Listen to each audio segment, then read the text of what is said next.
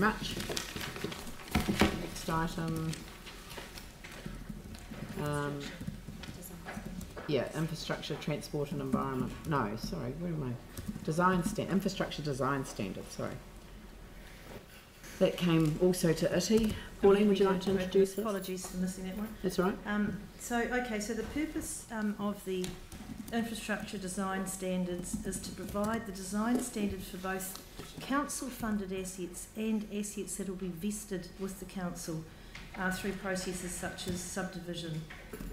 So the ITI committee discussed the report, and we're now recommending the council note the approval of the steering group to the revised infrastructure design standard. The steering group has delegated authority. You'll note that there were 120 submissions received. Anyone can submit on the design standards at any time during the year. I believe that's correct. And the design standards are reviewed annually, and the full documents are in a 3-year review program. Currently, these standards relate mainly to horizontal infrastructure standards, but it'll be determined later if the vertical infrastructure standards may be contained and wrapped into a single document together with horizontal. Looking at 3.9, the main changes, staff have assured us if there's any major changes to any of these design standards in any year, they will come to the full council. But these changes are mainly small ones, so the main changes are really typos and clarifications. Although if we look at 3.14, that'll be of interest because it relates to public transport and subdivisions. So developers will now be required to show potential bus routes and bus stops in their plans. And also noting 3.21, addressing the carbon footprint. It's in line with the council's goal to be carbon neutral by 2030, that's in the standards now. And 3.22, which is addressing the zero waste by design. So the tweaking of these standards are intended to deliver safer services and improved well-being to everyone involved, that's contractors, staff, citizens and the environment. So this has been supported by the committee. Have I missed anything else? Very good. And you'd like to move it? Oh, happy to move. And as seconder? Aaron? Right, Tim. Thank you. I notice a note in 3.14, the subdivisions required to just outline or make sure there's going to be room for buses, etc., public transport in their subdivisions. So is there any requirement for them with our future planning, and I'm thinking of the southwest, with regards to park and ride stations? Because if we are looking at the ongoing pressures on Lincoln Road and the ongoing discussions with four-laning that and the detrimental effect it could have in the Addington Village, one of the things that could solve in that future planning would be the ability to put a park and ride somewhere in that Hallsville area for those people in Lincoln, Prebbleton, Rolleston, Taitapu, Little River, etc., that would not bike in but drive into that area and then bus or public transport into the city. So is there any requirement or any vision for that? I think from a park and ride point of view, and we've talked about the transport network, it's a big piece of infrastructure that we would probably have to pay rather than being part of a subdivision, because it would serve more than just that subdivision. It would be serving a whole area, and so we're certainly, and I'm not sure who's here, if Richard's here, we're certainly having discussions around, what is the park and ride, but I think it would come up as we would have to purchase land and we would have to go through resource consenting.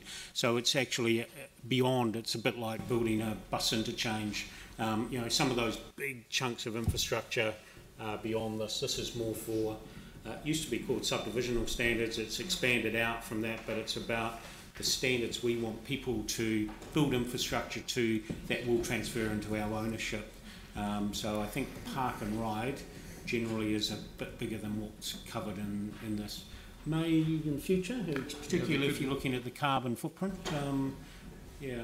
There could be a future, so like Silver Stream in Waimak there, where they're next to their little commercial area, they've got a park and ride there. So it would be similar type of things, so depending on the size of the subdivisions and activities that they're taking, so there's probably, as Dave has indicated, it would be a balance between what we might provide if it's substantial versus a smaller park and ride. I guess it's along the lines of town planning, in the sense that if you have a park and ride close to a key activity area like Hallsville Shopping Centre or something, it adds value to that community and to those being there, because you've got supermarkets, etc. So rather than going continually to, say, the malls, you can actually add strength to those communities through economic benefit for those. So I guess it's about future planning, and with those subdivisions going around that, it's where do you put it? So there must be some vision at some stage about, because it could be a large area of land, and if it is all given to subdivisions, no one's going to give it up, and it also becomes more expensive for council to purchase if there are subdivisions planned. I'm just thinking future planning, we're talking about it all the time, and we get caught. You know? And that ties into the district plan as opposed to into these infrastructure design standards. So that would come through a resource consent process. Now, if there were enough of them coming through, we would then get some standard design that we could put in here.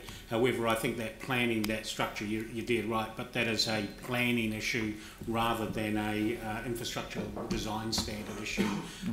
But if every subdivision had that condition in it, we would then start putting in, this is our standard design as it is for a bus stop, etc. Thank you. No, good. Yeah. Thank you. Yanni. I'm really concerned at what appears to be the sort of proliferation of traffic signals through our city. Some intersections, it's really hard to kind of understand the design. You know, there's traffic lights that get put on top of other traffic lights. There's left-hand turning arrows all the way on, right-hand turning arrows on the left furthest corner, which doesn't seem to make much sense. If you're in that lane, you can't actually turn right because you've got 3 lanes of traffic. Are we able to, I don't know how much consideration's being given through here around the traffic light designs, are we able to get like a workshop at least around what the kind of current thinking is about why we're seeing such a proliferation in the number of signals, arrows, versus, you know, I guess what was previously there and how our design thinking is going?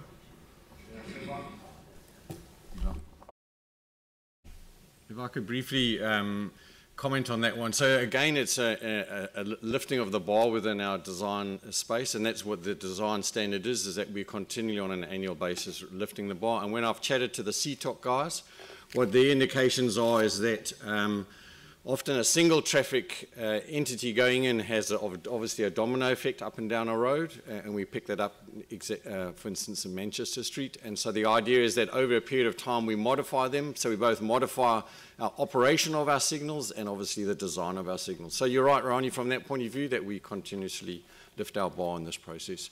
We can bring a briefing with the traffic engineers and CTOC to the either the ITI committee or to council regarding traffic and traffic lights.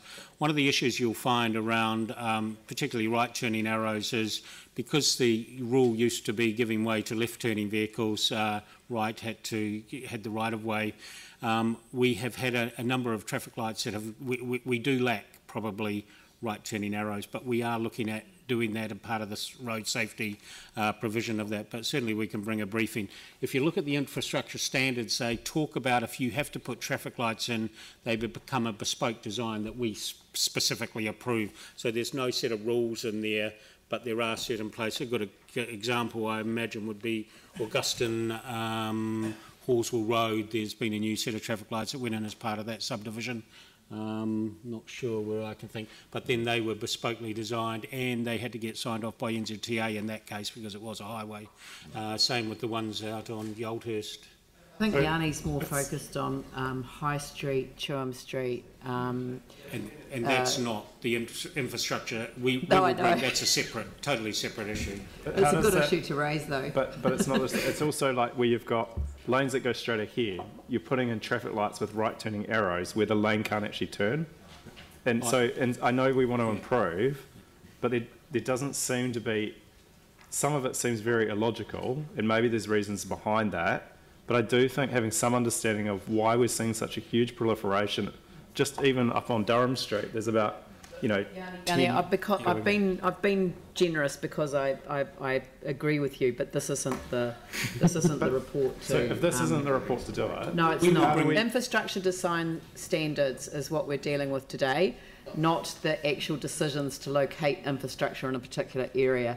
But so how do we deal with it? Because, you know, when we get not the in plans, this paper, no, I understand not that. in this paper. So we'll just park it. We'll find a mechanism to deal with it, but we won't be dealing with it today. So, okay, and then just the other question was, so it's great about the bus routes going through new subdivisions. Are we also requiring like cycleways?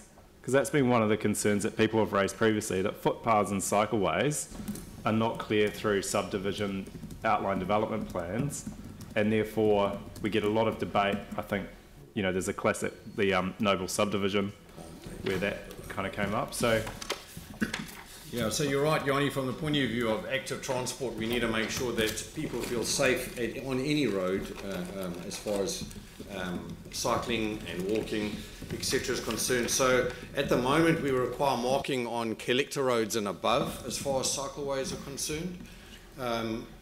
And that's required from a point of view of when someone actually does a subdivision, they've got to come back and actually show that. And those line markings, we prefer that they actually go down at the time of subdivision. In the past, sometimes they haven't always. But the idea is, again, it's a process that we can improve exactly like with the bus routes as well, and we can actually make sure that all of those areas, the standards are lifted over time. Yeah. There are cases in subdivisions, and Wigram is a good example, where we have got off-road cycle lanes going through some of the reserves and some of the pathways, so we are doing them. I'm actually seeing what the actual standards actually ask for that, but we do look at that, approving as we approve. We need to approve the final engineering designs under this standard, so we get the opportunity to, if we can, and we've got the opportunity to take them off road, we also do that. I was just thinking, I just would hope that these actually have a really strong requirement for off-road cycle lanes, link connections to MCRs through the subdivision and design standards, so that we actually, it's the best time to get off-road cycle lanes in. And I mean, maybe I've missed it, but some developments don't seem to be doing that. So that's one of the problems of lots of little subdivisions. Somehow through these standards we have to link those together. So it's something that we'll go away and have a look at and sort of see what we've got in here, and we may be able to integrate into the next version. Very good. Hey, that, not just off-road, that'd be preferable, but if they can't be off-road, then the provision of separated cycle lanes during the planning of the subdivision. Okay. Good. All right. Excuse me. I'll put the motion. All those in favour say aye. Those opposed say no. That's carried. Thank you very much.